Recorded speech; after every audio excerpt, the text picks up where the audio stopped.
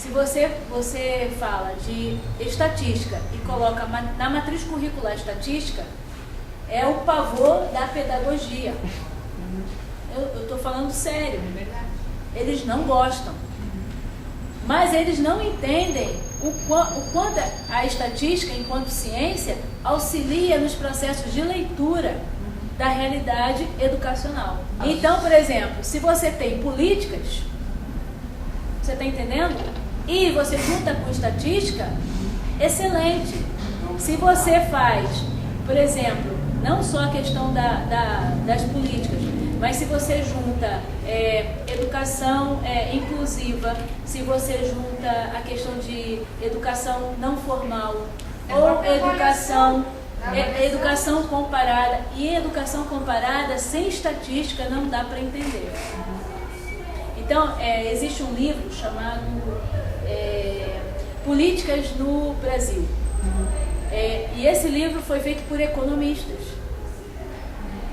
Aliás, é educação básica no Brasil.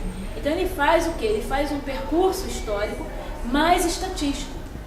Então, se eu não tenho noção, né, de curva, de desvio padrão, de média, eu fico perdida. Aí eu digo assim, onde ele quer chegar? E ele vai trabalhar exatamente com o quê? Com um instrumento avaliativo, que é o PISA. Porque o PISA é aquele, vamos dizer assim, é aquele instrumento, para quem não sabe, ele é um instrumento aplicado para adolescentes, né, que nas seguintes áreas: língua portuguesa, matemática e ciências. E ele mede o coeficiente, e geralmente na 8ª série eles fazem. Aí o que acontece? Aí depois ele faz o escalonamento. E ele vai fazendo um discurso econômico, só que econômico estatístico, né, do porquê que a educação está, vamos dizer assim, tergiversando para aquela área. Por que ela está, né, vamos dizer assim, caindo ou não, e por quê, e quais são as consequências disso dentro do cenário brasileiro. E como se pode, vamos dizer assim, trabalhar de uma maneira efetiva para que esses índices possam ser recuperados no futuro. Mas veja, se eu não entendo, eu vou ler e vou dizer assim, que livro chato. Por quê? Porque às vezes a pessoa não entende, né, a importância. Então, quando se fala em educação, principalmente, eu digo que os educadores em geral deveriam dominar e muito, né, as áreas de ciências exatas também. E isso é mais grave que eu vejo. A gente já se conscientizou que existe essa lacuna.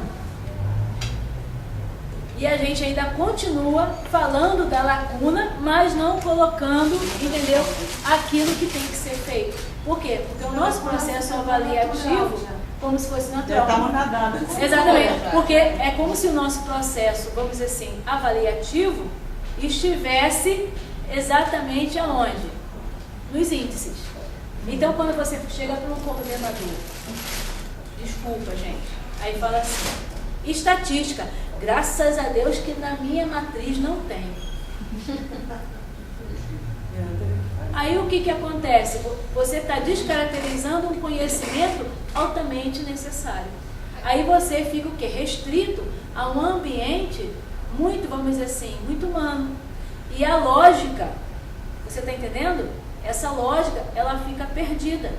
Isso é nos cursos de quê? História, letras, filosofia. E olha que filosofia é lógica pura. Vou só contar para vocês um caso que aconteceu numa escola assim, de alto nível, no Recife. O professor chegou na sala e disse assim, aqui nós temos 3 grupos. Aqueles que entendem mais ou menos, e aqueles que nem deveriam estar aqui. Então eu vou dizer uma coisa. E eu vou dizer mais uma coisa. Então eu só vou falar para aqueles que entendem. Aqueles que não entendem e aqueles que não deveriam estar aqui, podem ficar com cara de paisagem, porque é a cara que vocês vão ter pro resto da vida. Meu Deus! Já! Altamente discriminatória. Não, já deixou. Então veja, Totalmente. veja. Então ele se intitula como o maior. E assim, ó, a pior coisa para o aluno, isso também faz parte do processo avaliativo. Quando eu chego na sala, eu já, vamos dizer assim, eu já olho para eles e digo, são incapazes. Por quê? Veja, se você está dizendo que ele é incapaz, então você já colocou nele um estigma de fracasso. Uma barreira que vai ser. E uma barreira que você também vai ser para você intransponível. Por que vai ser? Porque você vai ficar sempre na autodefesa. Eles não aprendem porque são burros mesmo. Então eu sou o maioral, então é eles que o problema está neles, não em mim. Né? Porque o professor, é engraçado isso. O professor, ele acha que tudo depende dele. E não é, gente. Não depende. E outra, é algo que a gente precisa, né? E trabalhar com isso mais vezes. O aluno aprende não só comigo, mas é no contato com o outro, e qualquer que seja esse outro. Mas a gente acha que a gente é que dá essa condição para ele aprender. Se eu não fizer, né, o papel que eu foi destinado a mim fazer, ele não vai aprender. Aí eu vou dizer para vocês, aí vem a palavra ensinar. Vocês sabem o que é ensinar? Algo fácil é marcar a vida do outro. Fácil. É fácil. Porque a gente pode marcar de maneira positiva ou negativa. Então, e outra, né? Quando a gente marca no ensino, esse aluno, ele traz as sequelas dessas marcas, positivas ou negativas. Então, quando a gente tem alunos, professores, que dizem assim, olha, vocês vão fazer assim. Por quê? Porque na história de vida dele, com certeza, ele teve um professor dessa forma. E ao contrário também é verdadeiro. Porque às vezes a gente se espelha também vamos dizer assim, nos exemplos, nos positivos também, a gente também se espelha. Mas é engraçado, a gente, professor, gosta mais dos negativos. Tanto que a gente lembra, veja lá, quem você lembra mais? O que marcou positivamente ou negativamente? Geralmente a gente fala assim, tinha um professor que, olha, era o ó. Então, assim, olha, gente, então, quando a gente fala de avaliação, a gente tem que perceber que a avaliação, ela não vem sozinha, ela vem com outros adendos, né? E esses adendos também estão ligados a quê? A comportamento, estão ligados a formas de, vamos dizer assim, de driblar o próprio sistema avaliativo.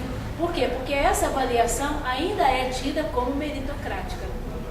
Então não é o ato de avaliação em si, é o ato de, vamos dizer assim, de mostrar aquilo que eu, vamos dizer, que eu absorvi. Aí veja, se eu absorvi, é esponja, tá acabando, né? Só para terminar. É esponja. Se é esponja, quando eu espremo,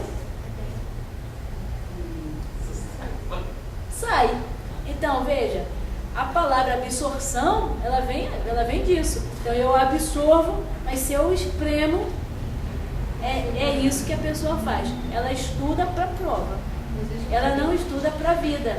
Ela estuda para um ato, um momento, que é o momento, assim, que não é o mais importante, mas na concepção do aluno é o momento mais importante.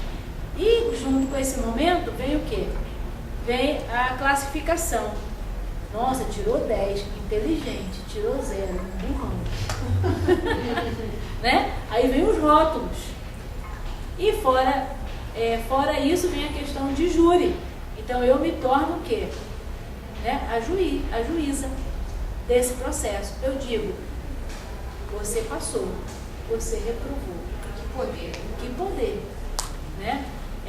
existe um livro da Avaliação em Atos. Posso fazer o seguinte, é pegar um trecho dele e disponibilizar para vocês lerem.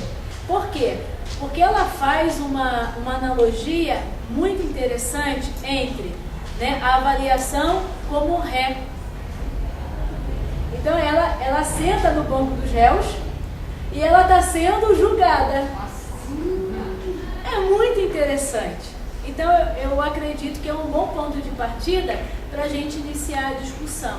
Aí eu espero vocês, né, na próxima, para a gente discutir sobre os instrumentos e como é que a gente monta a prova.